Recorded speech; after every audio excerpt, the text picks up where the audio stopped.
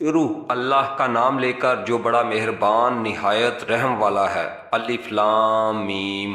رب العالمین کی طرف سے یہ ایک ایسی کتاب اتاری جا رہی ہے جس میں کوئی شک کی بات نہیں ہے۔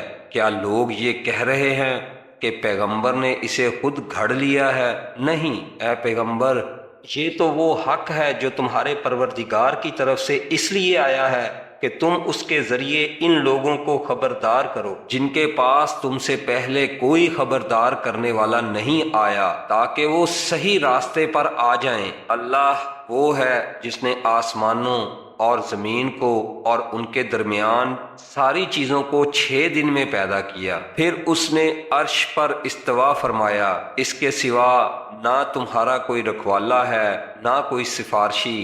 کیا پھر بھی تم کسی نصیحت پر دھیان نہیں دیتے؟ وہ آسمان سے لے کر زمین تک ہر کام کا انتظام خود کرتا ہے، پھر وہ کام ایک ایسے دن میں اس کے پاس اوپر پہنچ جاتا ہے جس کی مقدار گنتی کے حساب سے 1000 سال ہوتی ہے۔ وہ ہر چھپی اور کھلی چیز کا جاننے والا ہے، جس کا اقتدار بھی کامل ہے، جس کی رحمت بھی کامل۔ اس نے جو چیز بھی پیدا کی اسے خوب بنایا، اور انسان کی تخلیق کی ابتدا گارے سے کی، پھر اس کی نسل ایک نچوڑے ہوئے حقیر پانی سے چلائی، پھر اسے ٹھیک ٹھاک کر کے اس میں اپنی روح پھونکی۔ اور انسانوں، تمہارے لیے کان، آنکھیں اور دل پیدا کیے، تم لوگ شکر تھوڑا ہی کرتے ہو۔ اور یہ لوگ کہتے ہیں کہ کیا جب ہم زمین میں رل کر کھو جائیں گے تو کیا اس وقت ہم کسی نئے جنم میں پیدا ہوں گے؟ بات دراصل یہ ہے کہ یہ لوگ اپنے پروردگار سے جا ملنے کا انکار کرتے ہیں۔ کہہ دو کہ تمہیں موت کا وہ فرشتہ پورا وصول کر لے گا جو تم پر مقرر کیا گیا ہے، پھر تمہیں واپس تمہارے پروردگار کے پاس لے جایا جائے گا۔ اور کاش تم وہ منظر دیکھو جب یہ مجرم لوگ اپنے رب کے سامنے سر جھکائے ہوئے کھڑے ہوں گے، کہہ رہے ہوں گے کہ ہمارے پروردگار، ہماری آنکھیں اور ہمارے کان کھل گئے، اس لیے ہمیں دنیا میں دوبارہ بھیج دیجئے تاکہ ہم نیک عمل کریں۔ ہمیں اچھی طرح یقین آ چکا ہے، اور اگر ہم چاہتے تو ہر شخص کو پہلے ہی اس کی ہدایت دے دیتے، لیکن وہ بات جو میری طرف سے کہی گئی تھی طے ہو چکی ہے کہ میں جہنم کو جنات اور انسانوں سب سے ضرور بھر دوں گا۔ اب جہنم کا مزہ چکھو، کیونکہ تم نے اپنے اس دن کا سامنا کرنے کو بھلا ڈالا تھا، ہم نے بھی تمہیں بھلا دیا ہے۔ جو کچھ تم کرتے رہے ہو اس کے بدلے اب ہمیشہ کے عذاب کا مزہ چکھتے رہو۔ ہماری آیتوں پر تو وہ لوگ ایمان لاتے ہیں جن کا حال یہ ہے کہ جب انہیں ان آیتوں کے ذریعے نصیحت کی جاتی ہے تو وہ سجدے میں گر پڑتے ہیں اور اپنے پروردگار کی حمد کے ساتھ اس کی تسبیح کرتے ہیں، اور وہ تکبر نہیں کرتے۔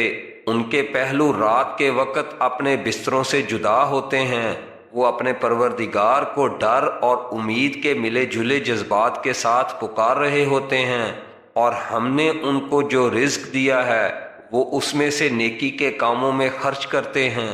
چنانچہ اسی متنفس کو کچھ پتہ نہیں ہے کہ ایسے لوگوں کے لیے آنکھوں کی ٹھنڈک کا کیا سامان ان کے اعمال کے بدلے میں چھپا کر رکھا گیا ہے۔ بھلا بتاؤ کہ جو شخص مومن ہو کیا وہ اس شخص کے برابر ہو جائے جو فاسق ہے؟ ظاہر ہے کہ وہ برابر نہیں ہو سکتے۔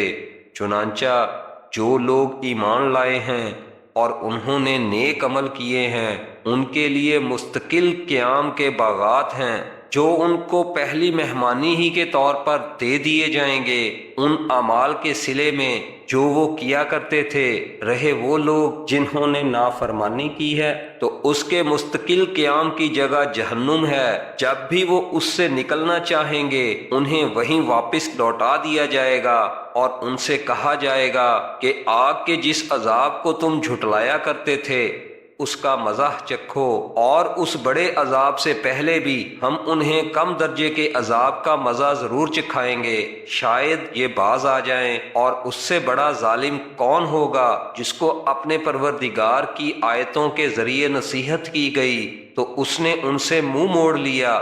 ہم یقیناً ایسے مجرموں سے بدلہ لے کر رہیں گے، اور حقیقت یہ ہے کہ ہم نے موسیٰ کو کتاب دی تھی، لہٰذا اے پیغمبر تم اس کے ملنے کے بارے میں کسی شک میں نہ رہو، اور ہم نے اس کتاب کو بنو اسرائیل کے لیے ہدایت بنایا تھا، اور ہم نے ان میں سے کچھ لوگوں کو جب انہوں نے صبر کیا ایسے پیشوا بنا دیا جو ہمارے حکم سے لوگوں کی رہنمائی کرتے تھے اور وہ ہماری آیتوں پر یقین رکھتے تھے۔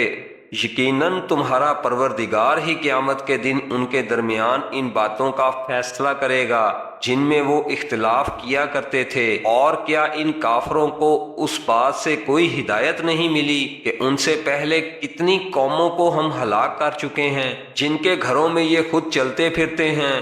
یقیناً اس میں ان لوگوں کے لیے بڑی نشانیاں ہیں۔ تو کیا یہ لوگ سنتے نہیں ہیں؟ اور کیا انہوں نے نہیں دیکھا کہ ہم پانی کو کھینچ کر خشک زمین کی طرف لے جاتے ہیں، پھر اس سے وہ کھیتی نکالتے ہیں جس سے ان کے چوپائے بھی کھاتے ہیں اور وہ خود بھی؟ کیا انہیں کچھ سجھائی نہیں دیتا؟ اور وہ یہ کہتے ہیں کہ اگر تم سچے ہو تو یہ فیصلہ کب ہوگا؟ کہہ دو کہ جس دن فیصلہ ہوگا اس دن کافروں کو ان کا ایمان لانا کچھ فائدہ نہیں دے گا اور نہ انہیں کوئی مہلت دی جائے گی۔